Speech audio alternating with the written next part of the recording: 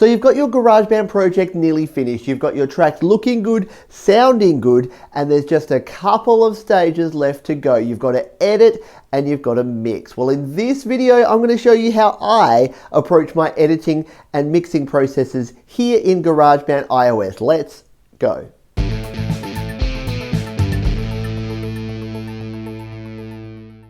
Hi, my name is Pete. This is Studio Live Today, where I help you to create, record, and release your best music. Now, unlike my studio here, my track here for the month of June 2018 is actually in reasonably good order. In fact, I'm about to dive in and start editing and mixing this track ready for release tomorrow on the 30th of June 2018. So let's jump in to GarageBand and take a look at how we're going with this track. We are back in our GarageBand track and we are ready to edit and to mix. Now, instead of sitting here for the next 2 hours and making you watch me painstakingly edit, although it's not painful, I actually really enjoy it, what I thought I would do is actually go through and give you the highlights of what I'm going to do here, for want of a better word. So I will go through and just sort of stop and show you something that's interesting as I'm going along here, so that you don't have to watch all of the entire editing and mixing process. So the first thing that I do when I'm editing a track is to name all the tracks. So you'll notice here that I've already done that with most of these. The only thing I haven't named is the bass here, which I will do now. We're going to tap, we're going to go rename, and we will call this, not surprisingly, a bass. So now we've got our tracks named. That's a good thing to get your tracks both named and in order. So the track names I have here, we've got bass, we've got drums, we've got piano. They're sort of all of our bass end instruments in this particular track. We then move into all of our vocals here. So we have our lead vocals and our backing vocals as we come through. Now I don't know why this one has been left here. So let's just do a little bit of a change and drop our little synth sound down to the bottom, all the way to the bottom, where our other sort of high-end synth is sitting. All of our backing vocals are there. Now we can delete these now. We do not need these old hard rock guitars here. We're going to tap delete. They're just taking up room and resources, even though they're muted, so they're not going to be taking up that many resources. But we might as well get rid of them because they're never coming back.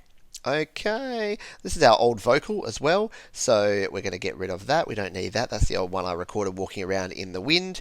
We've got our 3 guitars then, we've got our 2 synth sounds here, and that is our entire track. So what's our track count in the end? It's around about 16 tracks, so that's usually what I end up with in a rock song like this. I'm not going to have the time to add a whole bunch of different synths and different flavors in here, so we're probably going to stick with something like this for our final mix. So now that I've got that, we've got our track set up, we are ready to do the editing, so we will jump in and start editing this track.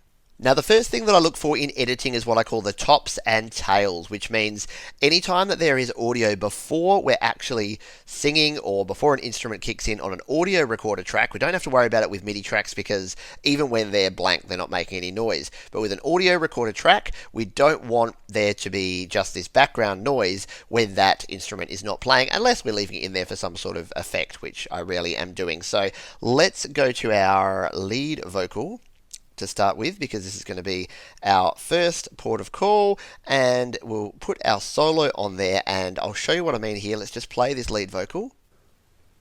When you feel like you... So you can hear that there's that background noise there.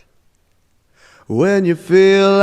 And then it kicks in with the song. So I kind of want the breath, funnily enough. Some people will remove all the breaths. I think in this sort of song we need it, so we'll just play back. When you... So it definitely comes in here. We probably don't need anything before there. Let's just split and delete this. Tap it, delete it, and we'll play it back again. When you feel... Yeah, I think that's going to be alright. Let's put it in the context of the mix.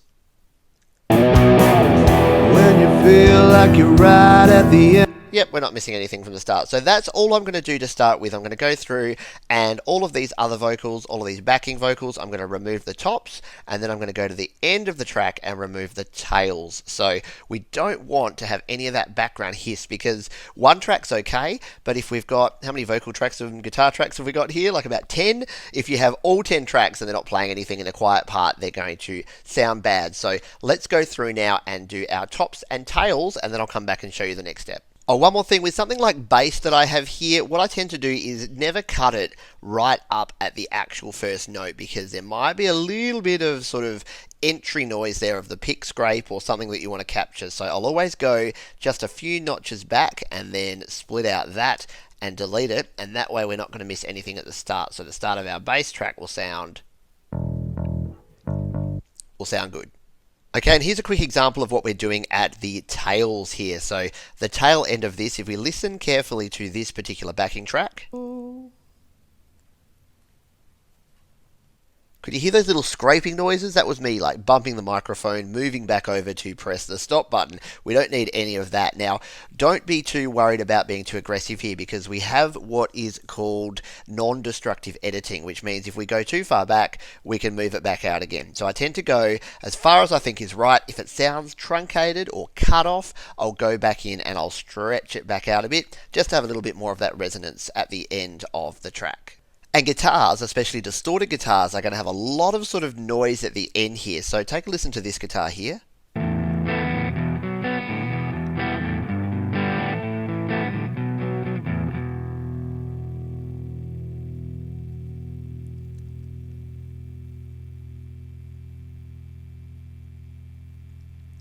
So there's quite a bit of noise there, yeah? So I'm not going to do that. I'm going to leave a fair amount of that in because what I tend to do with my guitars is I'll use automation to actually drop the volume at the end. And we'll get to that in this video. If you haven't used automation before, it is awesome.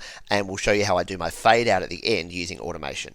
And now you see me do two methods here to actually do the splitting. We can either tap here, we can split, we can tap, and we can delete this section. Or if we undo that, the other thing we can do is just tap and hold and drag once it turns yellow to actually trim an audio item. Either way works fine, depends on how much you're trimming and what sort of precision and control that you want. Okay, now our tops and tails are done, but you might recall that in our guitars here, there was a significant amount of noodling going on, which I now need to remove. Okay, so that one, yeah, probably about there, just so we get that nice reverb sound. And then the next one, even a little bit more, because I kind of like that little crunch at the end there, so we'll split that.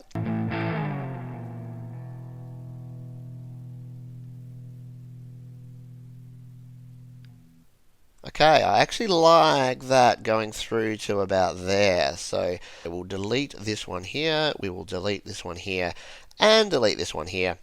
Now what I'm going to do is I'm going to listen from here through to about here, just to see if these guitars all sort of make sense. Now it's 10 years on. So not bad. One of those played a weird sort of note just before that we didn't need. Let's find that one. Yeah, I didn't really like that first note there, so we kind of just want that to come in from here. Let's try that again.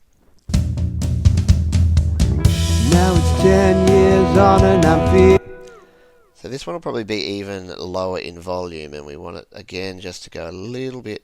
Oop, why isn't it moving? Why aren't you splitting? You know you want to. Sometimes I have a few little issues like this, so you know what? We're going to use our other method here, and we're going to split and delete off the front.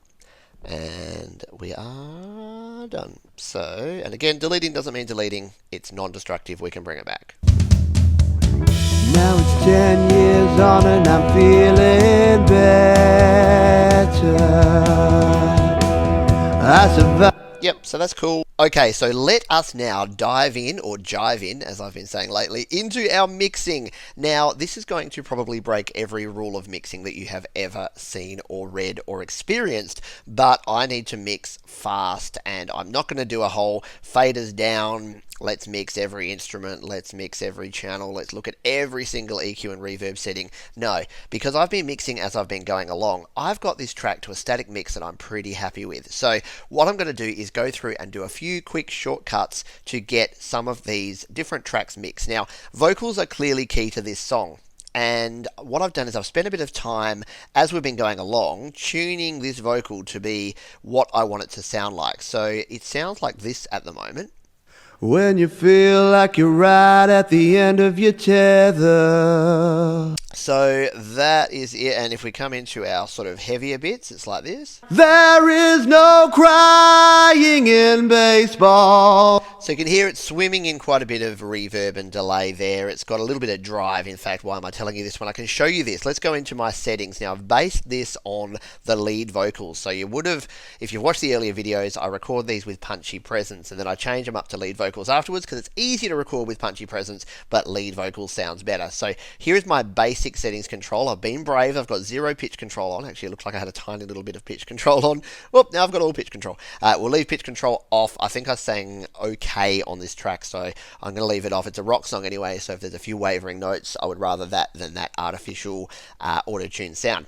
Anyway, let's dive into the actual detail. Now, if you've never noticed this before, these effects over here that we have in plugins and EQ, they actually are the same as the ones over on the side here. There's just slightly more control over them. So if we go to overdrive, for instance, and we can change this drive knob, as we turn the drive up and down, that drive is going to change up and down, but it's only going to change the dB. So this top one, it's not going to change the tone and the output that we have there as well. So that's just a little tip there, that if you're wondering what the relationship is between these ones and these ones, they are actually related across the board. Not every single one, but most of them have some sort of relationship. So I tend to spend most of my time in here because this is where we have more of our ability to make changes. So you can see here we've got some pretty heavy compression on here. We've got 4.2 to 1 compression ratio, attack of 11.5 milliseconds, and we've got our compressor threshold at -26. If that means nothing to you, check out my compressor quick jam and you'll be able to find out all about how to use the compressor and what all of those settings mean. But basically,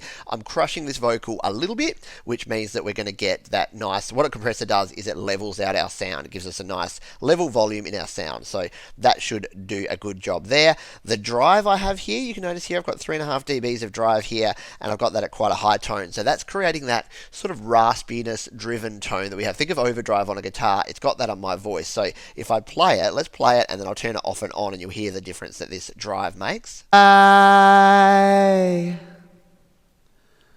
You're feeling numb and wonder why. So you can hear it just makes it more upfront, more present, a little bit grittier, and that's what that overdrive does. I really like it on a lead vocal. So we've then finally got our track reverb here. So I've spent a little bit of time, although not much because a lot of these look pretty default. I've got 13% wet reverb on here, and I've got the reverb time at 1.75 seconds, which I think is one of the default settings. So I probably haven't spent a lot of time actually playing with the reverb, apart from how much there is actually there. But again, let's listen to it with and without just to hear the difference. There is no crying in baseball. It's something that you just gotta know. There is no crying. So you can hear the reverb just really adds some character. It gives it some depth again. So overall, when we bring this into the rest of our track, this lead vocal, I think it's sounding pretty good. Why? There is no crying in baseball. So I think the combination of the drive, the reverb, the compression has got it sitting nicely in the mix. And the reason I'm spending a bit of time on vocals is that mixing vocals, getting a good vocal sound can be one of the trickier things. So starting with a good recording, which we went through in the vocal recording, getting your settings right, not over compressing, but making sure that you have enough compression to make it sit up in the mix, and adding some of those reverb and drive effects just to give it some flavor, and we've got a good vocal sound. So what we're going to do from here is actually cheat a little bit. I like that preset so much that I'm going to use it for my doubles and a lot of my backing vocals with just a few tweaks. Now, the way that we can do that is we can actually save this as a preset. So if we go into our setting here, and we can now hit save and give this one a preset, and we're going to call it baseball. Oops, we'll put a capital. I'm a bit of a stickler for my capitals. Baseball lead, and be done with that. And there we go, it's put it there in my customs. So now, as well as college lead, which was from my college song, I now have baseball lead, and let's just test it. Yep, there is our exact settings. So what I can now do is I can save myself some time because I want similar settings across every vocal. Instead of having to redial these in or duplicate tracks and copy, I can just simply come in here, go to my microphone view here, and then it still takes a little bit of time, but a lot quicker. We can come in here, add baseball lead, and then do this for each track. So it's going to take me around about 10 seconds per track. So I won't make you watch me do that. I'll come back once we've done all that. Okay, so we have our bass, we have our drums, and we have our piano, which I'm calling a low-end instrument because it's playing a low-end sound, and together they're sounding like this.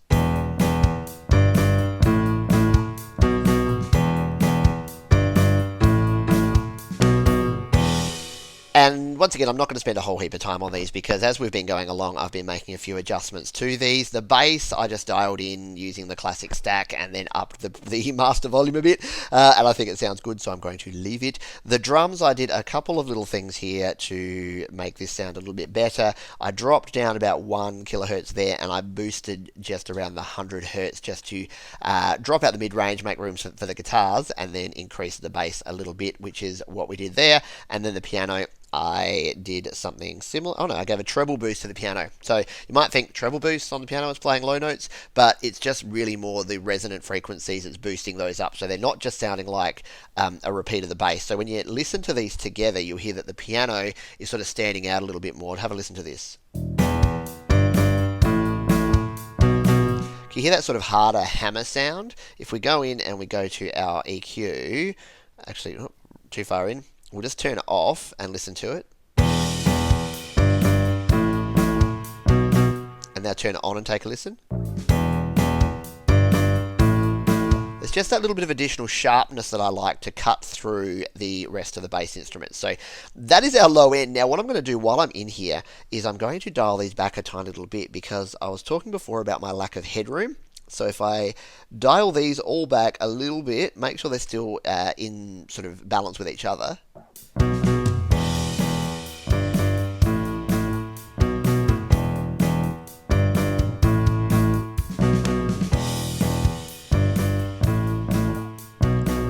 That, I think, is going to help us when we get to the problem at the end where we're going to have too much volume. You want enough volume, but you don't want so much volume that you're pushing it. That's when you get into problems with your limiter pumping. Now, what do I mean by that? Well, GarageBand has an automatic limiter that kicks in as soon as you go over what it deems to be a 0 dB threshold. So you push everything too hard, it turns on the limiter, which helps by stopping you from peaking. But what it doesn't help is if you've got a really loud sound, it's going to compress it. It's going to kick in a limiter, it's going to compress the sound, you're going to hear this horrible pumping, and then when you hear a crash cymbal or you hear a big guitar chord, your song is going to pump. I did this in one of my songs, There's No Such Thing as College. There's one part that I really still hate listening to because it has a horrible pumping effect in there. So yeah, don't listen too carefully to that track. So that's our low end. Let's dive in and take a look at the guitars. Okay, I've realised this video is already about twice the length that I meant it to be, so I want to do the last little bits here a little bit quicker, as I say it really slowly. So here's our guitar sounds, and at the moment together, at the start of this track, they sound like this.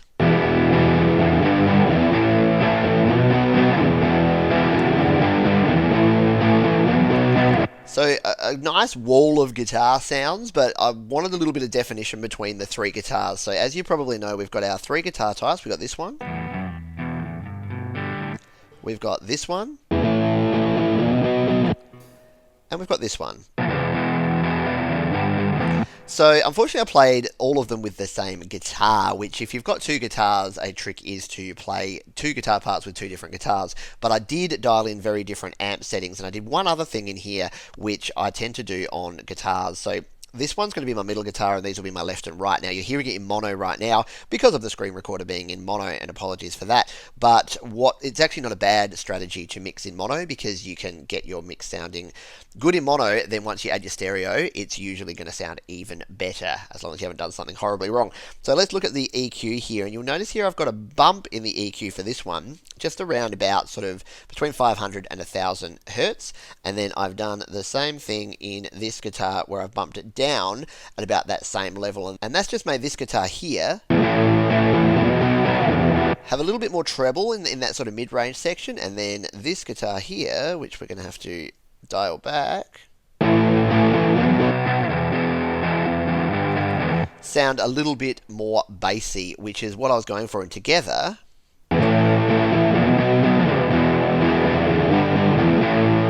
they are similar yet different, and look, they could probably actually even be more different than this, but again, we're short on time. Once I push them left and right, they'll be sounding okay. So our 3 guitars together, and again, when we hit into sort of our louder chorus sections, we're sounding like this.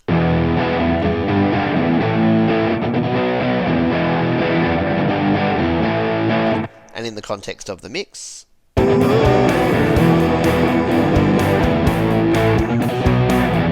every day you would say things just to hurt me. so yeah, I'm pretty happy with the sound of the guitars at this stage. Now we have 2 little synth parts in here, which I've not spent any time telling you about. One of them goes like this, and is just at the start. The other one goes like this, and is in that middle section. So there's not a whole lot to tell about either of those. Now I'm at a little bit of a crossroads here where I'd like to add some more variation and variety, especially to the second verse, but I may be short on time to do it. I've been getting a lot of really good suggestions from a lot of folks that have been giving me ideas about how I can be mixing this track and things I can add in, and I'm probably going to have to say a big sorry that I don't have the time to implement a lot of the suggestions, despite the fact that they're all awesome. But what I may do, because some of the feedback I've got is that the track's pretty long. It's a bit over 5 minutes, and there are some sections where I could probably do some cuts here in the mix to make the overall end-to-end song sound a little bit more cohesive. So I'm going to go away and consider that now, and then I'll come back, I'll let you know the final mix decisions that I've made here, and then I will play back the track as it is now, which will be final-ish mix, close to final mix, so you can take a listen to how this is going before we go into the final mastering process. Oh, and I did promise that I would go into automation, which I haven't really done here very much. I'm going to do some automation on the track, which I'll show you at the end, but I've shown automation before for fading out tracks, for removing vocal breaths, and for doing all sorts of other volume automation and panning. So I will link to all of those, but as a quick refresher, there's 2 ways that I actually adjust volume, and I'm going to show you both of them now. One of them is to actually use clip gain to adjust volume, which I'm going to do with this particular lead vocal, because take a listen to the start of this vocal. When you feel like you're right at the end of your tether. Now there's a problem there. Those first "when you feel like," it's barely audible. It's barely there. If you listen again. When you feel like you're right at the end. So what we need to do is I want to increase the volume, but just of this section. So I'm going to split, and then I'm going to tap on this section, go to settings, and let's boost that up by about probably nearly 4 dB. We'll do 4. And now it hasn't changed our waveform, but when we play it back, when you feel like you're right at the end of your... It's a lot more consistent, and without having to go to automation yet, that's going to be a better sound. If we listen to this now in the mix. When you feel like you're right at the... Whereas before, if we just undo that, have a listen. When you feel like you're right at the end. So it sort of fades in, which we don't want at all. So if we tap and hold, we're going to redo, and we have this sound. When you feel like you're right at the end. So much better. So that is the one way that we can actually do this. And then the other way we can do automation is to actually use our automation function. And I'm going to show you that. Where is it? There was one where I had a big breath before a final bit. I think it might be down here. Let's have a listen. No, it's not that bit. It is. Don't let it show. Yeah, there's our big breath. So don't let it show. So we don't want to delete this because it's going to sound weird if we go, don't let it show. So we want to reduce the volume. We're going to tap automation.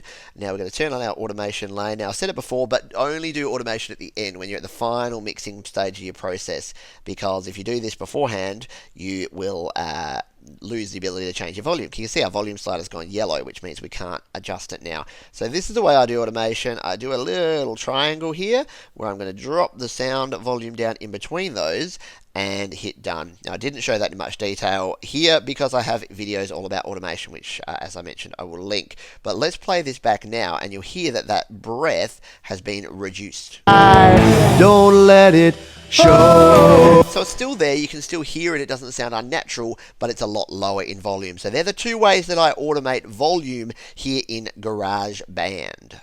Okay, so here we are, more time than I care to admit later, and we have what I consider close to a finished track. I've done that thing where I'm like, oh, maybe a bit of this, or maybe a bit of that, or maybe we'll change this, and I even added an organ. So I need to finish, I need to stop, because I need to release this song, like, tomorrow. So we are going to finish up here. Thank you for watching this rather disjointed video, but hopefully you found something interesting and some little tidbits in there that are going to help you out in your mixing and editing processes in your GarageBand tracks. And now what I'll do is I will play back this song. I will actually add the stereo mix so you can hear some of the panning decisions that I've put in here. And you can take a listen to the track. If you've got suggestions about it, you can let me know.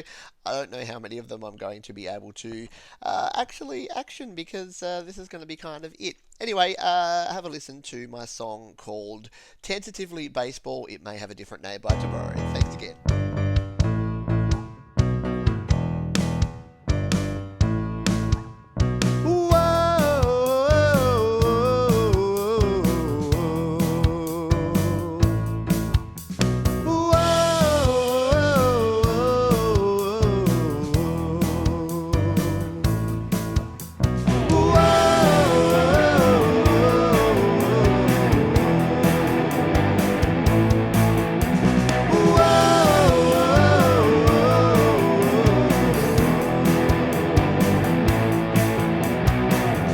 When you feel like you're right at the end of your tether,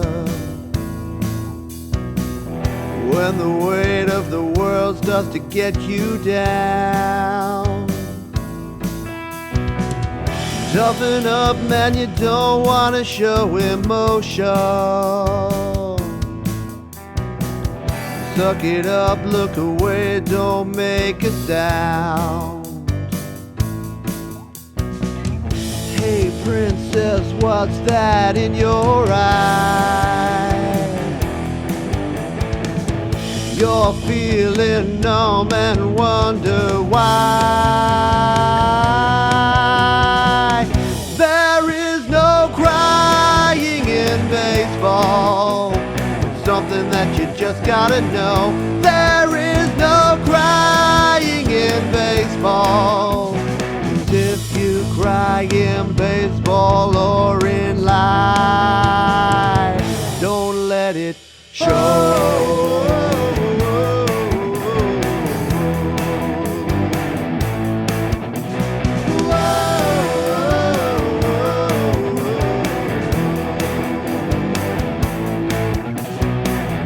Every day you would say things just to hurt me. Every time that I woke up I would scream. You were getting so much pleasure from my suffering. Didn't care what your words were doing to me. Hey dirtbag, what gives you the right? It's hard to lose when you don't even choose to fight. There is no crying in baseball. It's something that you just gotta know. There is no crying in baseball. 'Cause if you cry in baseball or in life,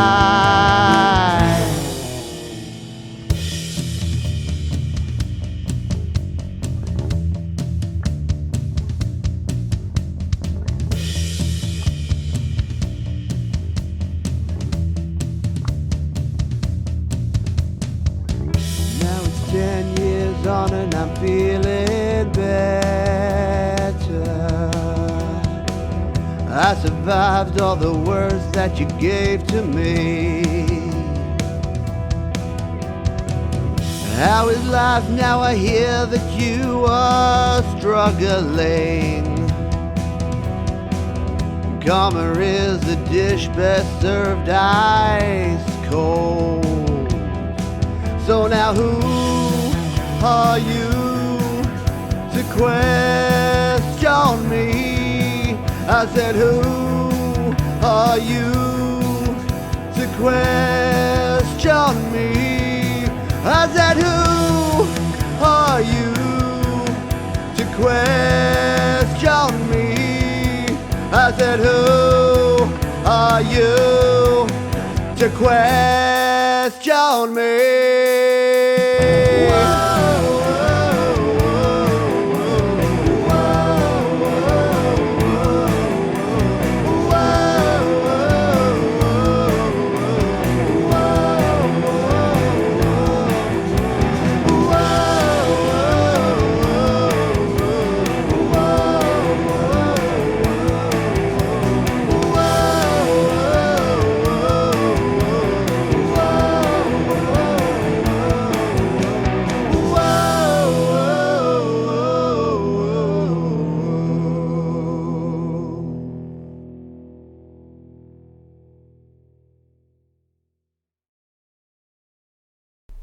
Thank you again for watching. If you've got comments, questions or suggestions, you can leave those down below and I will see you on the next video.